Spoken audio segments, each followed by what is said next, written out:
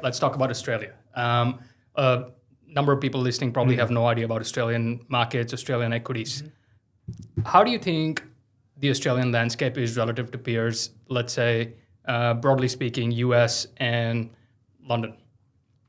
Good question. I think Australia's the land of the resources, and it's a land of opportunity. I think looking at Australia, just to give you a perspective as well, obviously we've gone through a pretty tough period the last month or so with what's going on globally, and it's pretty tricky out there. And hopefully our kids one day and the future's kids will have a much better upbringing, right? But it is interesting in terms of politics and leadership and what's happening globally. But just going back to Australia, I think, it's all about mining, it's all about resources, right? And it's all about, our GDP is really driven by the end consumer, right? We've got interest rates that are actually higher than, let's say, the US and Europe.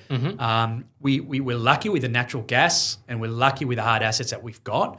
But Australia's in a pretty tricky position right now with what's happening globally and exports and tariffs and essentially business confidence, right? So I think, looking at the market holistically from a macro perspective, we're in a period of basically similar to what's occurred in the 1970s, if you have a look at that. And if you rewind the clock to the 1970s, and we weren't born, right? Even though I'm older than you, Ali, I wasn't born too. But we were, a period of very high inflation, which is essentially cost of living, and a period of low growth, period of interest rates, high interest rates. And if you look at mimicking what has occurred then to really what is occurring now, what asset classes actually performed? And those asset classes that performed are hard assets. So commodities, precious metals, oil and gas, fertilizer. Now, we've got defense tech, which is something interesting, and AI, and we can talk about that. But it's really about the hard assets that have, will perform better.